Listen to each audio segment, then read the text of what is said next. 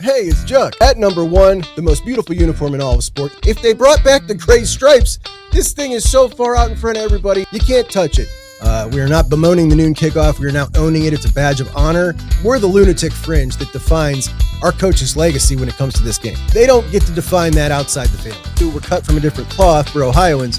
Do I want Michigan to beat Oklahoma? No way in hell. I don't know what world I'm living in. This is insane to me. And if you saw my outburst, I apologize. It's showtime now. Welcome to Juck on Bucks on a Sunday evening at about 8:38. Appreciate you so much for joining me. Maybe I should just go live with this puppy, huh? Maybe I should. Maybe not. Nah, I'll record it. I'll record it and we'll go live later. Carmine's home from Penn State. Would you believe it? So the Buckeyes played Penn State at home, and my son went to Penn State to see his girlfriend, spent the weekend with her. Anyway, this is a recruiting video tonight, as I'm about 4 hours late on the announcement of two big booms for the Buckeyes. A huge recruiting weekend, and we talked about the guys in the class of 2026. 4 visitors as the Buckeyes try to seal up the class of 2026. No movement on any of those guys. The two corners, Jay Timmons, CJ Brana, offensive lineman Kevin Brown, the Penn State commit. There was some consternation. He might not show. He did end up coming. But we went over a lot of those 2027 guys. One of the things that had me pumped was getting the 4 Ohio offensive linemen that Tyler Bowen had offered in the class of 2027 on campus, on game day, the same day together. And booms in the chat, baby. A celebration Sunday as the Buckeyes got 2 of them locked in for the class of 2027. And I love it. And we'll talk about them in a second. Much like the class of 2026 in the state of Ohio, the class of 2027 for offensive linemen in Ohio looking really, really strong. And we're seeing a change under Tyler Bowen. And I don't think it's just a change because Tyler Bowen is the new guy in charge of the offensive line. It's also the continuing evolution of the strategy of how you're going to deal with recruiting in the new era. 15-ish years ago, we saw Ohio State start to take a much more national approach in recruiting, getting the best players from everywhere, not just the state of Ohio, but still maintaining the core of the class from Ohio kids. And if you want the best class, it's necessary to do that at some positions. Not always necessary to do that at all positions. And one of the positions Ohio has always produced is offensive linemen, and good ones. And that's great because, you know, it's not the easiest to get them out of other places. So Ohio blessed with that, take advantage of it. And looking at Ohio State's offensive line right now, Austin Ceravelle, an Ohio kid, Luke Montgomery, an Ohio kid, Carson Hinsman, a Wisconsin kid, but his backup, Josh Padilla, an Ohio kid, Tegra Shabola, an Ohio kid, Phil Daniels, an Ohio kid with a pit stop at Minnesota, then back to Ohio. Whole lot of Ohio boys. And look, not a single one of those guys a 5-star. Matter of fact, the closest one to being a 5-star was Tegra Shabola. And there you go. So still possible this day and age to have a beastly offensive line exclusively from the state of Ohio, which I love. So recruiting consistently changing now. And when you factor in NIL, we're starting to see, in my opinion, some of the smartest schools who have a good collection of talent close by kind of hunkering down and saying, all right, if I got a player in my state and I got a player in another state and they're kind of like players, I'm going to always favor the kid in my state, even if maybe I don't like him quite as much due to the budget. Let me save that budget and use that extra money to go after a position where I don't have a guy in state to meet that demand. And we saw this with Georgia in the last couple of years. So 4 cycles ago, Georgia had 5 players from Georgia in their class. Then they went to 10. Then they went to 20. Now this cycle, they've got 16. So hunkering down, getting more guys that are closer in state to you, and then going for the big fish with the big money outside of the region. And I think it's a great strategy. Now, this is Tyler Bowen's first full cycle on his own from a blank slate. We saw him come in the abbreviated class in 2026. I thought he did a great job in 2026 in that abbreviated class, walking in with orders from headquarters on his top 2 priorities as soon as he walked in the door, and he nailed them, right? Top 2 priorities. Soon to be 5-star Sam Greer, left tackle out of Hoban, who, when it's all said and done, might just be the best left tackle in the country. Got him, locked him in. In addition to that, Max Riley out of Avon, a very athletic, versatile interior offensive lineman, a total dog. Boom, locked him in. Not only did Bowen lock him down, but he got them both to decide before their timeline. Like, they decided early, both of them. So they moved their timelines up, which I thought was really impressive. And then he took his swings around the country. Brought in guard Tucker Smith out of Arizona, who is a 3-star kid that he just happened to like. And, I was talking to Tony about Tucker, and he was like, yeah, I was talking to a scout, and he told me, yeah, that's a long way to go for a 3-star. And it is, which makes me think, all right, he must really see something in him, which I kind of love, right? Like, that's doing your due diligence there. Also from the state of Arizona, true tackle Aaron Thomas, who is a guy who just finished his second year playing offensive line. He was a defensive lineman. Dad and mom both went to Florida State. Dad was a Florida State offensive lineman. Florida State was in his top 3. And we've heard that, there is potentially some action going on with him in Florida State.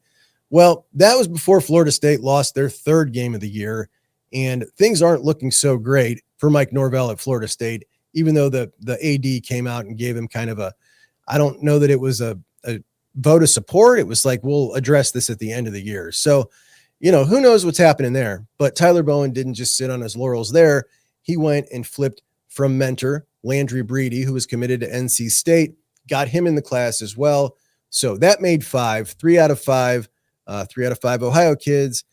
And this class, in addition, in the state of Ohio, sent guys to Miami and Ben Congdon from Tuscarawas Valley, a big 6'7", 285-pounder. Adam Guthrie, we've talked about plenty. Sent him to Clemson. A kid from Cincinnati, Justin Miles, going to West Virginia. Will Conroy from St. Ignatius, transferred to IMG, committed to Oklahoma. He's going to North Carolina. So there's a lot of talent in the state, a lot of high-level talent in 2026, and we got it again in 2027. And I think that the way we're seeing Bowen approach this, getting out offers early and often, and focusing a little bit more on the Midwest and the Northeast, which only makes sense. What was killing me previously is we were seeing a lot of these. Obviously, you're going to take your shot at your 5 stars everywhere, but we were seeing low to mid-range 4 stars from the South being offered in favor of that same caliber of player in the Northeast or in the Midwest.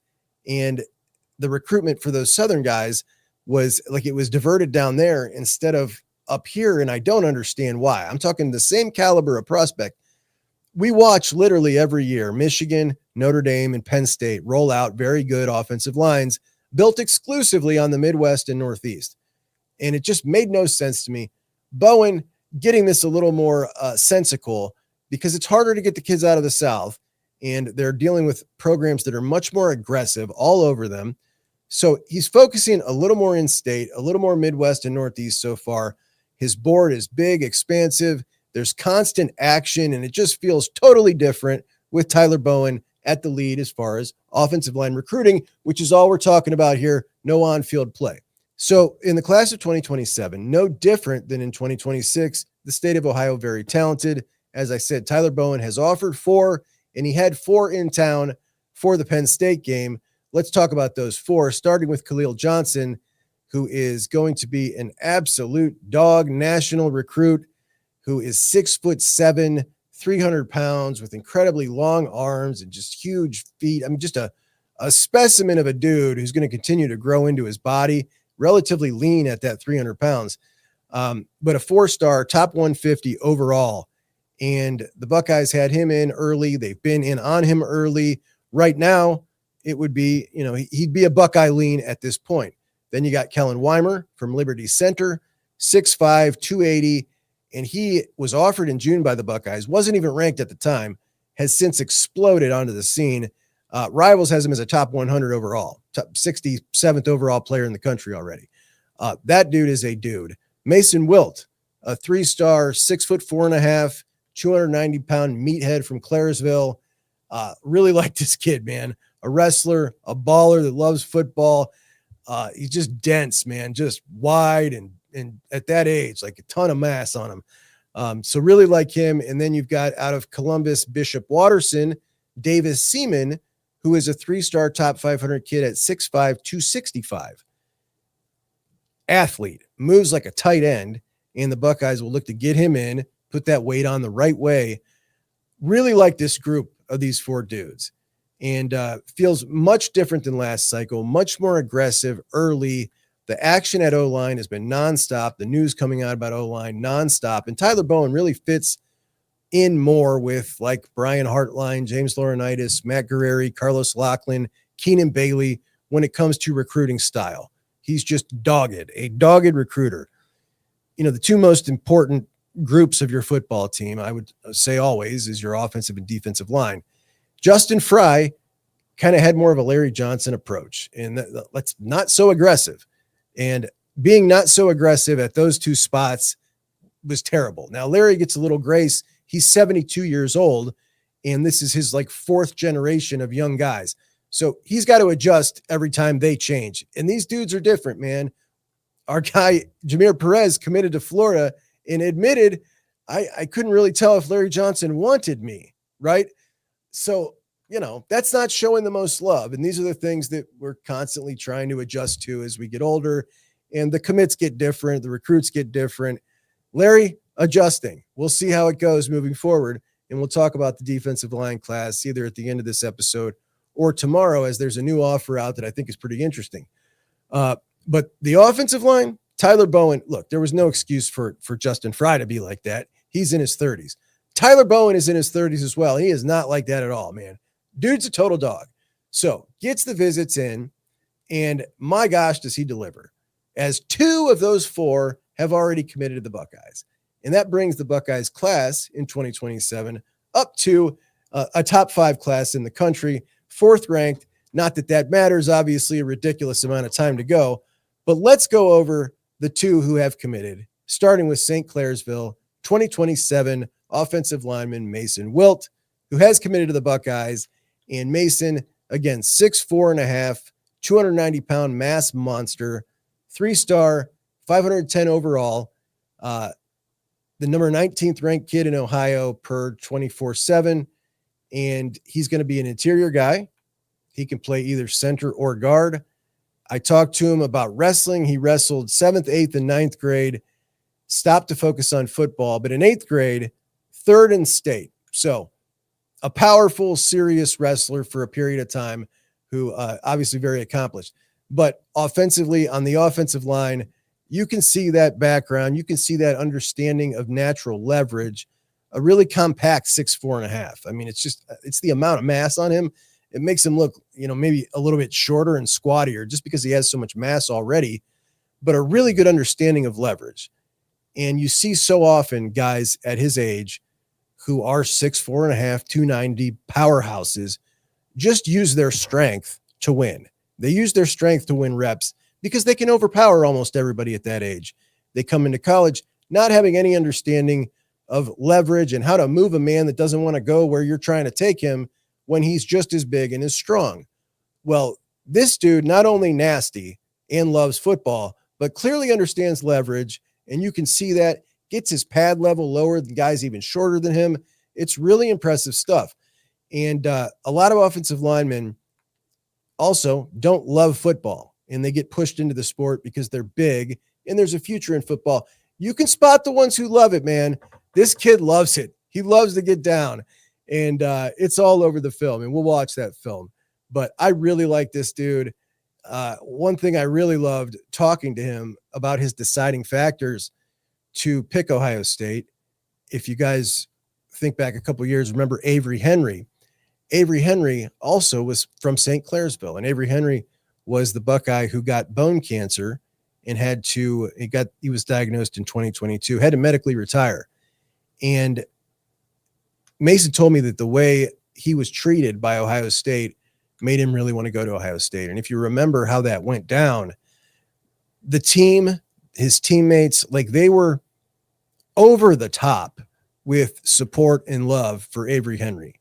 The staff, the administration did everything they could and just kind of went above and beyond to show support for him and to make sure he was taken care of with what he needed.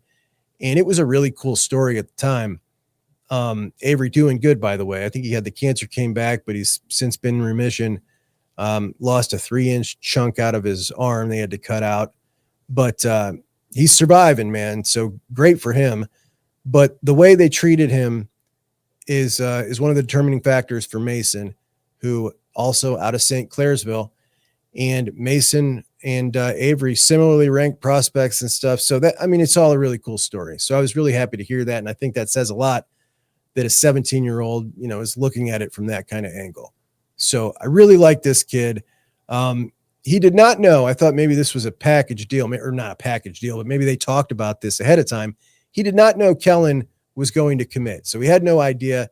As he called Coach Bowen on Thursday and committed on Thursday, Coach Bowen said to wait to tell Coach Day until Saturday when he came, which he was very nervous to do, but he told him before kickoff. So Coach Day had a little extra good news before he started the day with the commitment of Mason Wilt. And I really like this kid, man. This is a good one here. Now, let's move to Kellen Wymer, who also committed this weekend. Kellen Wymer from Liberty Center, Ohio. He is the number 67 or 68 overall prospect in Rivals 300. Chose the Buckeyes over Michigan, Notre Dame. He's 6'5", 280, and he is a legit 6'5" for sure. And 6'5" is that swing height, right? That swing height where you can be Austin Cerevelt at tackle or Tegra Shabola at guard at the next level.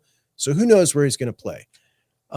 Those house divided flags, the Wymer family needs a tricolor, right? So mom or dad is a Michigan fan, and mom or dad is an Ohio State. I'm sorry. Mom or dad is a Notre Dame fan, and one parent's a Notre Dame, one's an Ohio State fan, right? So you got an Ohio State and a Notre Dame fan. Son grew up a Wolverine fan. So we've got all three represented in the Wymer household, which is up in Northwest Ohio, which makes sense. It's closer to Notre Dame and in Michigan than it is to Columbus. So you got all three represented in the household. He was a Michigan fan, didn't see himself at Ohio State, but ends up committing to the Buckeyes. Now, Michigan just offered him. So Ohio State got in on him in June, and they beat Michigan to the punch, got him on campus, beat him to the punch at everything here. And he told me, look, he committed relatively early. He said, I just knew where I wanted to be, and that was it. I was ready to go. So there you go, man. This is an athlete right here. And this jumps out as soon as you watch this guy's film. A twitched up athlete. You can see the pure athleticism. Also got a lot of length. So length, athleticism. This is a dude. I mean, he is, definitely you can see why they put him in the top 100. Similar to Max Riley in a lot of ways, but a little bit longer than Max. So we're talking about a top tier prospect here in Kellen Wymer.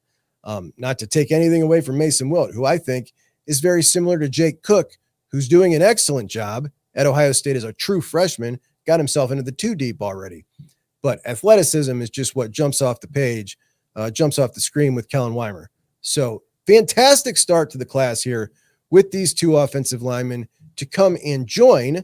And let's go over the class. If you've forgotten who's in this class of 2027 already, we have got ourselves Jameer Brown, obviously Jameer, a top 10 player in the entire country, wide receiver out of Dayton, and he is electric fast. And I went down and saw him play Pickerington this year just to see that speed myself.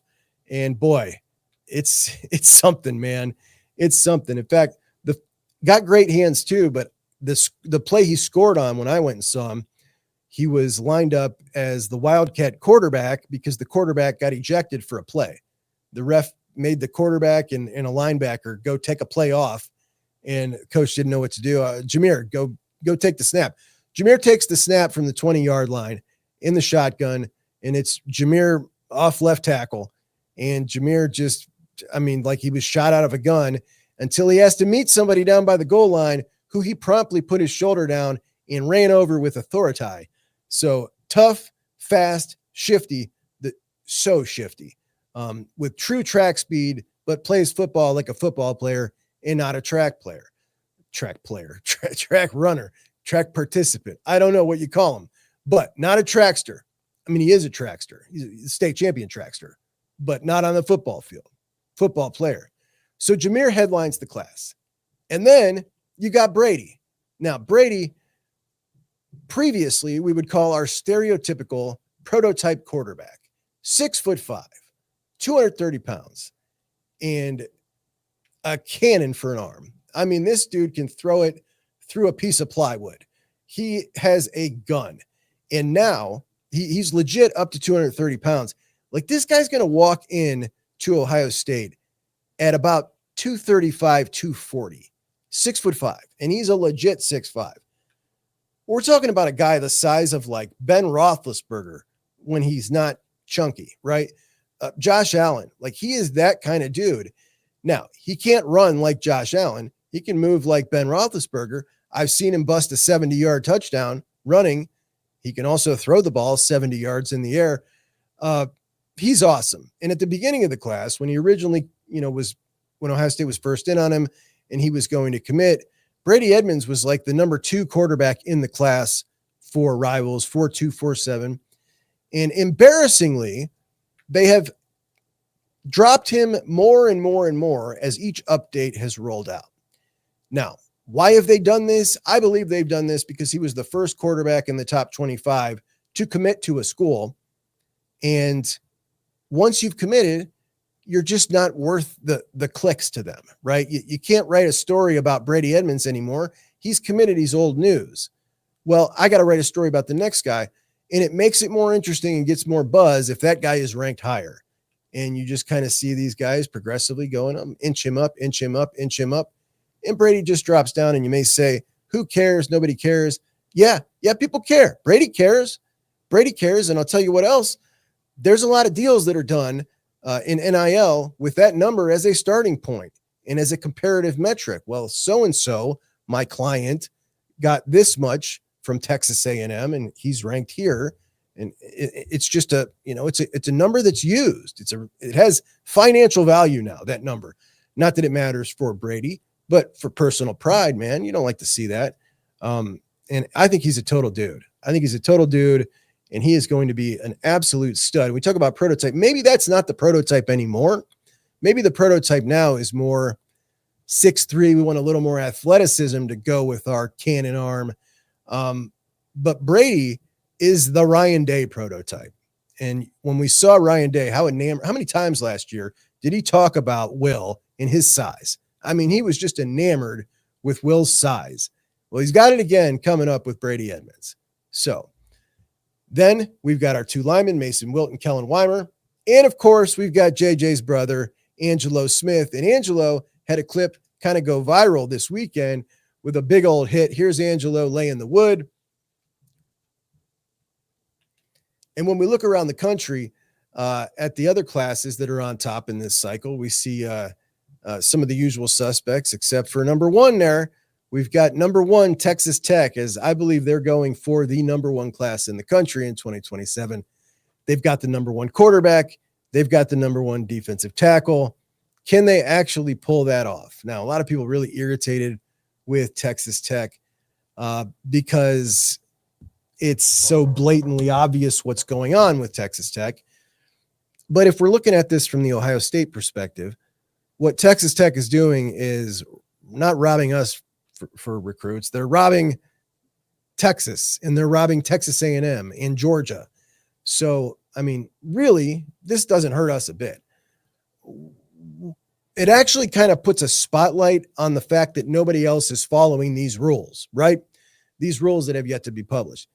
And the faster we can see something happen with that, whether that be enforcement or whether that be Ohio State saying, forget about it, nobody else is doing this, the better off we'll be, in my opinion. And what are we looking for here? Guaranteed NIL deals, which is what everybody else is doing that is breaking the rules that Ohio State is not doing. Ohio State offering opportunities to work with the Buckeye Sports Group for third-party NIL deals, which Ross Bjork correctly states is the next frontier in this whole thing if it were to go as planned and work under the rules. He's absolutely correct. Unfortunately, that's not what's happening. So that's where we're at. So Texas Tech shines a spotlight on the dirty deeds, and we're seeing it more and more. Now, USC does as well. USC, who Did you see USC, Nebraska, from Nebraska? They did a blackout like we did a blackout. Nebraska did a blackout with black uniforms, and they blacked the N in the middle of the field. They blacked the end zones. They even blacked the sidelines, and it was awesome. And boy, would I like to do that as well. Though I did love the Buckeye uniforms with the black accents. If you didn't see my post-game show, I absolutely love that. But shout out to our dudes, Kellen Wymer, Mason Wilt, the newest Buckeye commits in the class of 2027. Very excited for these guys. Both awesome young guys to go along with, awesome players. So very excited about them. Very excited about Tyler Bowen. And we will be back on later this week to do some more updates about some of the guys that visited. Are we going to get a cornerback soon? I wouldn't be surprised if Jay Timmons or CJ Brana. We didn't see some action from one of them here real soon. And I do think we're going to get a cornerback out of those two. One or the other. I would probably lean towards Timmons, but Brana is a really realistic possibility as well. Now, Timmons is the number 2 corner in the country via Rivals. Brana, a top 15 in the country. He's got more gifts. He's faster. He's bigger. He's longer, but he's raw, and he's been playing against lesser competition down in Florida than Timmons has. But Timmons only 5'11", which is not ideal. To Walt, he doesn't love that. He likes little bit of the longer guy. But I would lean towards Timmons. But I do think one of those two is going to be in this class. Dadgummit, I do. Now, what else we got? That's about it for now. I think that'll be it. We'll wrap this puppy up. I'll get it pumped out. Sorry so late. But hey, I'm doing my best here. It's a one-man operation. I need a producer or somebody to tell me to get to work. One of those two. All right. Appreciate you guys. Talk to you tomorrow. JUCK'S FAVORITE out.